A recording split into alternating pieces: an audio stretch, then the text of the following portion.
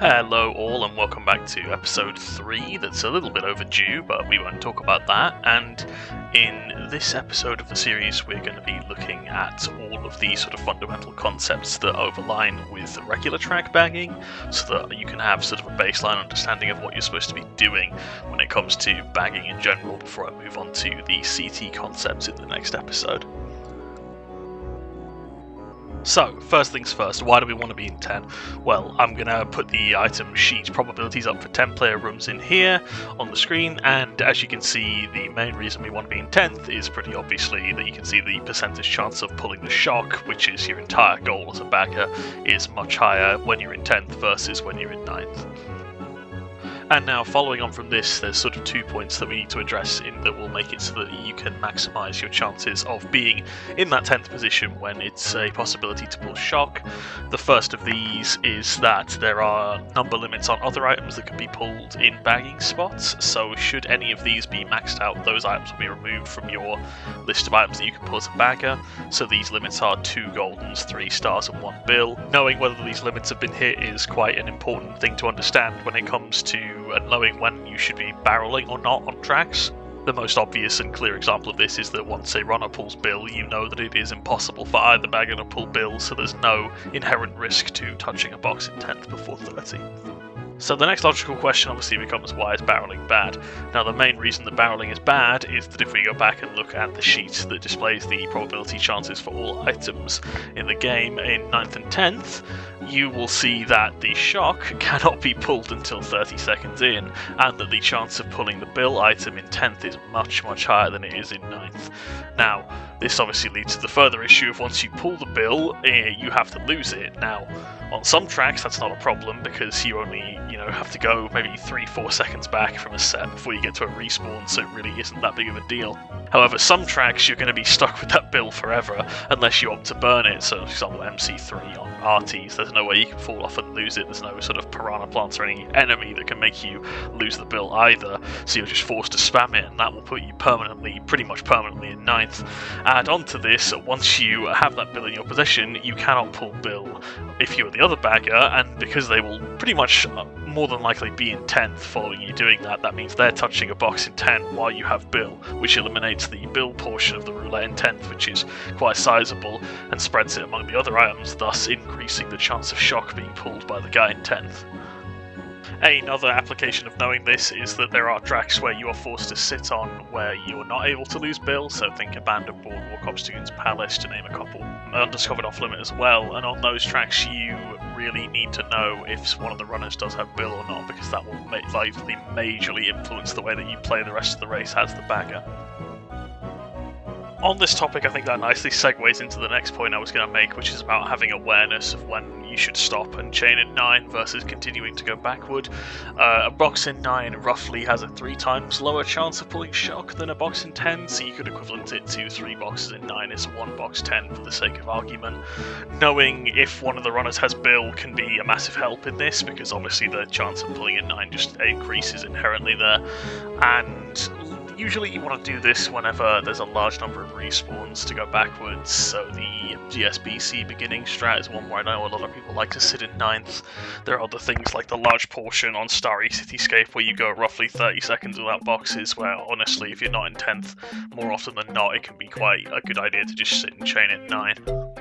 The next point I want to cover relates to sitting tracks. So in Mario Kart, both regular tracks and custom tracks, a lot of the tracks that you're going to be playing will be forced to be sitting tracks a lot of the time. So you think sort of like TF for RTs, Cooper Cape, and then, I don't know, for example, you got Castle in the Sky, CTs, first track that comes to mind. So on these tracks, both baggers will pretty much always be at a set. It will either be first or last set, 9 times out of 10, before 30 seconds, and your goal is essentially to sit there and make sure that you touch as many boxes 9 as you can within reason, and with being able to get as many boxes in 10 as you can from the other bagger messing up. So these come down to a lot of times mind games, which do with lag about whether you have or haven't touched a box, and your goal is essentially a lot of the time to manipulate the other bagger into giving you a box in 10th due to the way that the lag interactions work between players. So generally, sitting tracks I find are a good example of the mind games and game sense side of bagging, because obviously I mentioned earlier that you're supposed to hit as many boxes 9 as you can. This isn't necessarily true, because a lot of the time you'll be just playing to prevent the shock happening. So if your team is running top 4, all you need is to keep it shockless. It's a good idea quite often to sit with a star just to make sure the other guy won't be able to risk freely training in 9, and also you don't want to end up having to pull Bill, having to jump off their bagger, potentially being able to touch boxes while you have Bill, just upping their chance of getting shocked. So quite often you're more so just playing to prevent than you are actually playing to pull, and just if you happen to pull, it's a nice bonus. So I think sitting tracks are a good example to segue into communications for baggers, because I find a lot of baggers, especially on CTs, where I think there's a sort of stigma that there's quite a lot of brain dead people, and it's not entirely undeserved. But anyway, the idea being that you want to make sure that as a bagger you're constantly communicating with your team. So sitters, for example, you would be asking whether you need to play to prevent or play to go for shock, because this gives you a better example of how hard you need to chain, how many boxes you want to be hitting, sort of how risky you need to play to guarantee your team a winning race.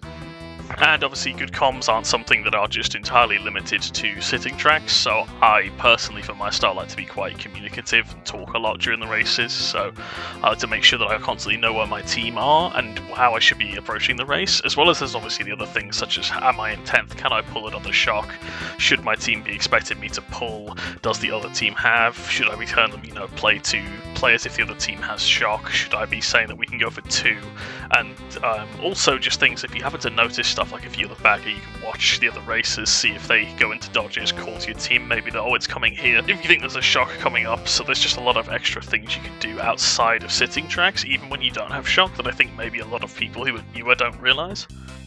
Obviously, in practice, comms are something that would have an infinite number of examples that I don't have time to go over in a singular video and could never really be fully explored upon, so this is something that I think people need to find their own style with, but just always make sure that you are communicating the same sorts of information that you would be if you were running. So for my last example here that's on screen, I want to talk about the sorts of things you can make as an impact player as a bagger that aren't related to shock. So as you can see in this clip here, I have a star, I know the other team has shock, so my goal here becomes to drop this star for my teammates, as I know the other bagger is too far away for me to bother with trying to hit the shock out of him with the star, so the best impact I can make on a race here, for example, is to drop this star. So you'll see I'm going in behind their runner, I'm able to drop the star on the grass there, turn around, and my teammate in 3rd here is able to use that star to dodge what would be a shock red and attempt to troll the other team's player out of a better spot in the race. Now obviously ideally if you have a star or bill you would be able to hit shock out of the opposition bagger if you knew you had it, but in practical terms that's not always possible, so it's very useful to know what spots on tracks you can drop stars to enemies on the track, such as piranha plants or thwomps, maybe even be able to drop triple shrooms in order to potentially aid your teammates more so than just aimlessly trying to chase bot the other bagger and attempt to get shock out of them when it's just a hopeless waste of time. Finally, I want to touch on the fact that, obviously, despite the fact that the bagger will not score very highly with the maximum score normally being 12, there is some merit to knowing when you should just be going forward to get the bagger point, especially in those clutch races where it may just come down to whether you win or lose by 2. So just having awareness of what the current situation is with the game state is very important here, just to make sure that if and when you need to commit forward, you know to do so. And with all that said, I think I'm good to end the video on sort of the regular track adjacent topics when it comes to CT bagging. There's kind of infinitely more you can talk about with this sort of thing, and you'll never really be able to cover every last possibility, but just as sort of a beginner's guide, I think that's a quick sort of crash course on most of the things that you should be looking for without really needing to go too far in depth. I believe there are other tutorials for regs out there if you wish to watch those. So with that, I will be ending the video, and you can look forward to part 4 with hopefully not such a big gap between parts as there has been between part 2 and part 3.